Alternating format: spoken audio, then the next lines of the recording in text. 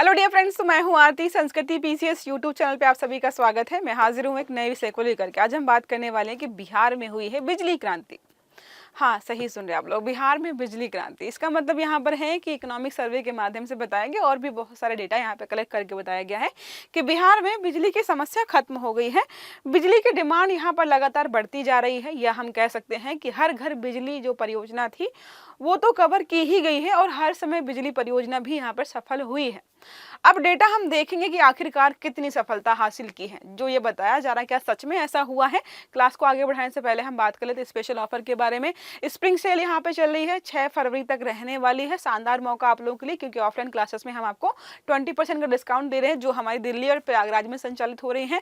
Online और live courses में आपको 75% के साथ साथ 10% का एडिशनल डिस्काउंट दिया जा रहा है। नंबर है 9555124124, या फिर आप विजिट कर सकते हो sanskritiyis.com की वेबसाइट पर। टॉपिक पर आते हैं, वापस चर्चा में क्यों है।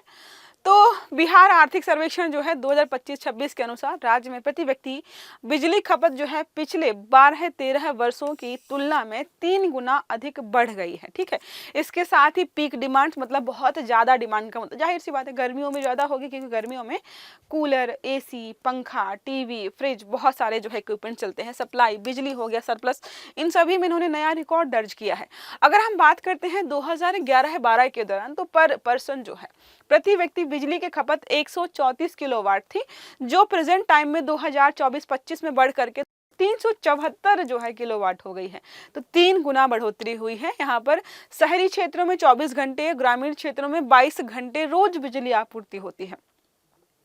अब आप लोग जो है बताइएगा क्या सच में हर गांव में अभी 22 घंटे तक बिजली आती है।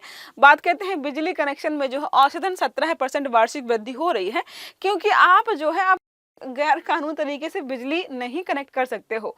आपके पास जो है मीटर वगैरह कनेक्शन प्रॉपर होना ही चाहिए, अदरवाइज पता ही है ना कितना जुर्माना लगता है, कितनी समस्याएं होती हैं। अब जो यहाँ पे बताया गया है ये दर्शाता है कि बिहार में जीवन स्तर में सुधार हुआ है। औद्योगिक गतिविधि, शहरीकरण, ऊर्जा उपलब्धता, इन सभी में जो है बेहतरीन तरीके से सुधार हो रहा है। अब विश्लेषण को देखें अगर, तो बिहार में खपत का बढ़ना यह दर्शाता है कि राज्य जो है अंधकार युग से जो है निकल करके ऊर्जा सुलभ अर्थव्यवस्था बनता जा रहा है। मतलब अब यहाँ पर अंधेरा नहीं है, उजाला हो गया है, ये बताया जा रहा है। पीक डिमांड्स और जो है सप्लाई का नया रिकॉर्ड देखते हैं। पीक डिमांड मतलब होता है जब बहुत ज्यादा बिजली की डिमांड हो रही है।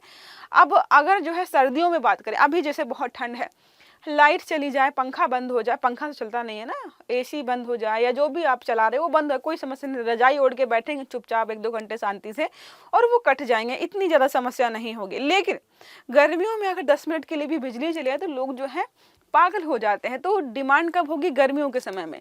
तो 8,752 मेगावाट अब तक का सर्वोच्च स्तर रहा है, जहां पर सबसे ज्यादा डिमांड हुई है। अब ये डिमांड में बदलाव देखें, 2017-18 में 41.6 करोड़ यूनिट की कमी थी। अभी बात करते हैं 2024-25 की, तो 17.6 करोड़ यूनिट सरप्लस यहाँ पे बढ़ा है। मतलब लगातार ये उत्पादन बढ़ा रहे हैं। निष्कर्ष अगर निकालें तो भाई यही बात है कि अब जो है बिहार बिजली संकट वाला राज्य नहीं रहा है। अब इस बदलाव के प्रमुख कारण क्या है? ऐसा आखिरकार क्या कर दिया है इन्होंने जो इतना बड़ा बदलाव हो गया है? तो बोल रहे हैं कि बेहतर योजना बनाई है और उनका क्रियान्वयन अच्छे से किया है।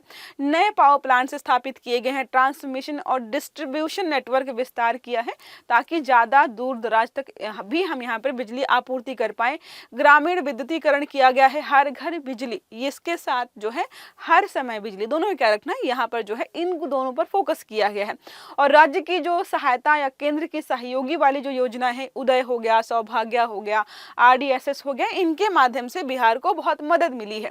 बात करते हैं योजना और सामाजिक प्रभाव की। बिजली सरकार द्वारा बताया जा रहा है कि 88% घरेलू उपभोग को 125% यूनिट तक फ्री बिजली।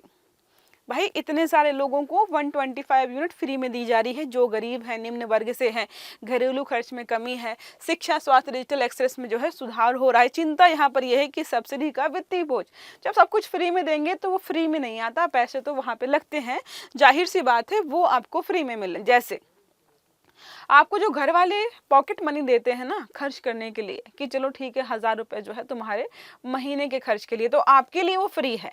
लेकिन आपके घर वाले तो काम करके कमा रहे हैं ना, या कहीं से भी ला रहे हैं, उन पर तो वित्तीय बोझ है। राजकोषीय अनुशासन की चुनौती, सबसे बड़ी चुनौती यहाँ पर यही है कि फ्री में सब कुछ देते हैं और इनकी इनकम का सोर्स लिमिटेड है। अब हम बात कर लेते हैं कौन से जिले में कितनी बिजली की खपत हो रही है।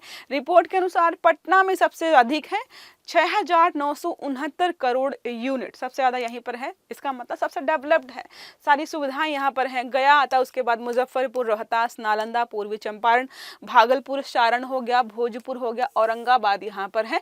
पटना में उद्योग, व्यापार, सेवा क्षेत्र, शहरी जीवन शैली के कारण खपत जो है अधिक हो रही है। लेकिन सिर्फ और सिर्फ चुनिंदा जिलों में, 38 जिलों में से हमने चुनिंदा ही नाम देखे हैं, बाकी की तो हालत खराब है अभी भी। जीवन स्तर और उद्योग का प्रभाव, तो घरों में फ्रिज होता है, एसी, पंखे, इलेक्ट्रॉनिक गैजेट्स होते हैं, इनकी संख्या लगातार बढ़ रही है, जिसकी वजह से इलेक्ट्रिसिटी का कंजम्पशन हो रहा, ना कि कोई बहुत बड़ा इंडस्ट्रियल रेवोल्यूशन हुआ है। तो मन में ये नहीं आना चाहिए कि बहुत बड़ी फैक्ट्री लगा दी है जिसकी वजह से बिजली की खपत इस जिले की बढ़ गई है। नहीं, लोग सामान खरीद रहे हैं। एमएसएमईज के बारे में बात करते हैं। निर्बाध बिजली मिलती है, जो है कम उत्पादन लागत आती है और अधिक रोजगार सृजन होता है। तो हाँ, एमएसएमईज को लेकर हम बात करते हैं तो बिहार में ये बेहतर काम कर रहे हैं। विशेषज्ञों का मत यही है हमारा कि भाई धीरे धीरे चीज़ों को बढ़ाना चाहिए और मजबूत हुई है, लोगों को बिजली की उपलब्धता बढ़ी है और यही सारा मतलब फैक्चुअल डेटा जो हमने पढ़ा अभी तक वही सारा बताया जा रहा है। कृषि और ग्रामीण अर्थव्यवस्था पर बात करें तो अब बिजली होगी तो सिंचाई भी आसान हो जाएगी। कोल्ड स्टोरेज में बिजली की जरूरत पड़ती है, वो भी आसान हो जाएगा। डेयरी और फूड प्रोसेसिंग में भी बिजली की जरूरत होती है, वो आसान हुआ है। महिलाओं के घरेलू कार्यों में भी सुविधा हुई है। जब बिजली नहीं होती तो पहले सोचा है आपने कि पहले के ज़माने में लोग जो है 6 बजे खा पी के क्यों सो जाते थे? बिजली नहीं थी। अगर अंधेरा हो जाएगा तो खाना कैसे बनाएंगे, दिखाई कैसे देगा? तो इसीलिए जो है आज भी गांव के लोग बहुत जल्दी खा पी करके सो जाते हैं, क्योंकि वो परंपरा बन गई है कि जल्दी खा पी करके सो जाना है। बिजली नहीं थी, वही वजह ही थी। आगे वाली चुनौतियाँ को है, आने वाली चुनौतियां कौन कौन सी हैं? तेजी से बढ़ती बिजली की मांग हो गई, उत्पादन क्षमता बढ़ाने की आवश्यकता अभी है, कल को और भी डिमांड बढ़ेगी तो बिहार में बिजली संयंत्रों की स्थापना होनी चाहिए और भी सारी। सब्सिडी का वित्तीय जो दबाव है थोड़ा कम करने की जरूरत है, इतना ज़्यादा फ्री में देने की जरूरत नहीं है। जो सक्षम है आप उनसे बिजली का बिल ले सकते हैं। वितरण कंपनियां जो हमारी हैं इनकी वित्तीय स्थिति को सुधारने की जरूरत भी है। भविष्य की संभावनाएं क्या है? तो हमेशा जो है पनजल बिजली जो हमारी है, मतलब नदियों के माध्यम से जो बिजली बनाई जा रही है, डैम्स के माध्यम से बिजली बनाते हैं, उनको छोड़ करके या उनको जो है उनके साथ साथ हमें अब नवीकरणीय ऊर्जा, सोलर हो गया, बायोमास हो गया, ग्रिड का आधुनिकीकरण करना चाहिए ताकि जो है कम से कम बिजली का नुकसान हो। स्मार्ट मीटरिंग, ऊर्जा दक्षता कार्यक्रम हो गया। यदि यही गति बनी रही तो बिहार ऊर्जा आत्मनिर्भर राज्य बन सकता है भविष्य में। बोला जा रहा है कि जिस हिसाब से बिहार में बिजली को लेकर सुधार किया गया है, अगर यही होता तो आने वाले समय में ऐसा होगा कि आत्मनिर्भरता आ जाएगी और इतना बिजली का उत्पादन होगा कि कल को बिहार दूसरे राज्यों को बिजली बेच भी पाएगा और उसके माध्यम से वो जनरेट कर पाएगा, इनकम जनरेट कर पाएगा। अब प्रश्न है, पिछले 12-13 वर्षों में बिहार के प्रति व्यक्ति बिजली खपत में लगभग कितनी वृद्धि हुई है? 1.5 गुना, 2 गुना, 3 गुना, 4 गुना? सही आंसर देना आपको कमेंट बॉक्स में। आई होप ये आर्टिकल आपको समझ में आया होगा। अगर वीडियो अच्छा लगा है तो लाइक करना है, चैनल को सब्सक्राइब करना है, बेल आइकन भी दबाना है ताकि जितने भी इस प्रकार के आर्टिकल्स हैं वो सारे आपको समय पर मिलते रहें। तो अच्छे से पढ़िएगा। Have a good day. Thank you.